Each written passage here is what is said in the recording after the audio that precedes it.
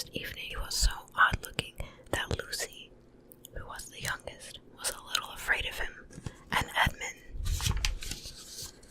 who was the next youngest, wanted to laugh and had to keep on pretending he was blowing his nose to hide it. As soon as they had said goodnight to the professor and gone upstairs on the first night, the boys came into the girls' room and they all talked it over. "We've fallen on our feet, and no mistake," said Peter. "This is going to be perfectly splendid. That old chap will let us do anything we like." "I think he's an old dear," said Susan. "Oh, come off it," said Edmund, who was tired and pretending not to be tired, which always made him bad-tempered. "Don't go on talking like that." "Like what?" said Susan. "And anyway, it's time you were in bed." "Trying to talk like mother," said Edmund. "And who are you to say when I'm to go to bed? Go to bed yourself." "Hadn't we all better go to bed?" said Lucy. "There's sure to be a row if we're heard talking here." "No, there won't," said Peter. "I'll tell you, this is the sort of house where no one's going to mind what we do. Anyway, they won't hear us. It's about 10 minutes walk from here down to that dining room, and any amount of stairs and passages in between." "What's that noise?" said Lucy suddenly.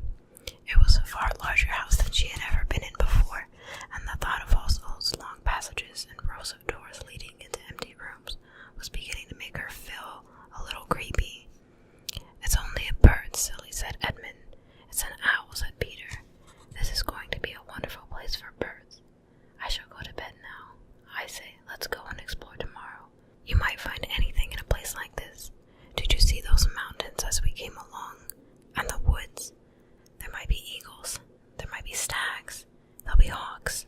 Badgers," said Lucy. "Foxes," said Edmund. "Rabbits," said Susan. But when the next morning came, there was a steady rain falling, so thick that when you looked out of the window you could see neither the mountains, nor the woods, nor even the stream in the garden. "Of course it would be raining," said Edmund. They had just finished their breakfast with the professor and were upstairs in the room he had set apart for them.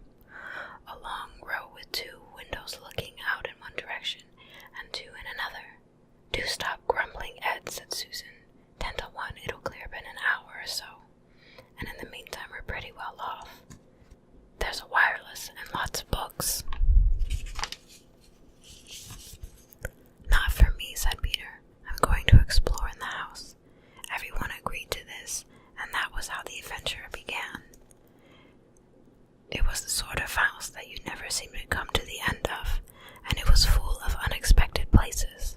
The first few doors they had tried only led to spare bedrooms, as everyone had expected that they would, but soon they came to a very long room full of pictures, and there they found a suit of armor, and after that was a room all hung with green, with a harp in one corner, and then came 3 steps down and 5 steps up, and then a kind of little upstairs hall, and a door that led out into a balcony, and then a whole series of rooms that led into each other, and were lined with books, most of them very old books, and some bigger than a Bible in a church. And shortly after that, they looked into a room that was quite empty, except for one big wardrobe, the sort that has a looking glass in the front. There was nothing else in the room at all, except a dead blue bottle in the windowsill. "Nothing there," said Peter, and they all trooped out again, all except Lucy. She stayed behind because she thought it would be worthwhile trying the door of the wardrobe, even though she felt almost sure that it would be locked. To her surprise, it opened quite easily, and 2 mothballs dropped out. Looking into the inside, she saw several coats hanging up, mostly long fur coats. There was nothing Lucy liked so much as the smell and feel of fur. She immediately stepped into the wardrobe and got in among the coats and rubbed her face against them, leaving the door open, of course, because she knew that it would be very foolish to shut oneself into any wardrobe. She soon went further in and found that there was a second row of coats hanging up behind the first one. It was almost quite dark in there, and she kept her arms stretched out in front of her so as not to bump her face into the back of the wardrobe. She took a step further in, then 2, then 3 steps, always expecting to feel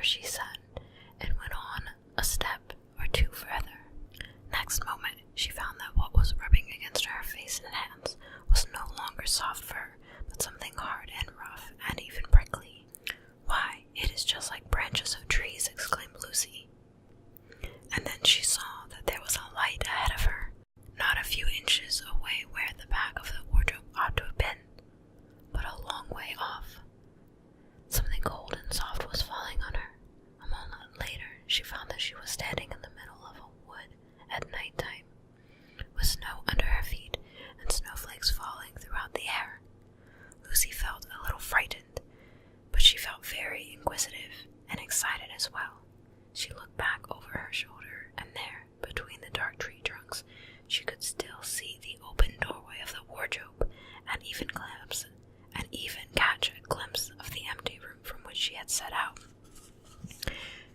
She had, of course, left the door open, for she knew that it was a very silly thing to shut oneself into a wardrobe. It seemed to be still daylight there. I can always get back if something goes wrong, thought Lucy. She began to walk forward, crunch, crunch, over the snow, and through the wood toward the other light. In about 10 minutes she reached it, and found it was a lamppost. As she stood looking at it, wondering why there was a lamppost in the middle of a wood, and wondering what to do next, she heard a pitter-patter of feet coming toward her. And soon after that, a very strange person stepped out from among the trees into the light of the lamppost. He was only a little taller than Lucy herself, and he carried over his head an umbrella, white with snow. From the waist upward, he was like a man, but his legs were shaped like a goat's. The hair on them was glossy black, and instead of feet, he had goat's hoofs. He also had a tail, but Lucy did not notice this at first, because it was neatly caught up over the arm that held the umbrella, so as to keep it from trailing in the snow. He had a red woolen muffler around his neck, and his skin was rather reddish too. He had a strange but pleasant little face, with a short pointed beard and curly hair, and out of the hair there stuck 2 horns, one on each side of his forehead. One of his hands, if I have said, held the umbrella, and the other arm he carried several brown paper parcels. What with the parcels and the snow, it looked just like as if he had been doing his Christmas shopping. He was a fawn, and when he saw Lucy, he gave such a start of surprise that he dropped his parcels. "Goodness gracious me!" exclaimed the fawn.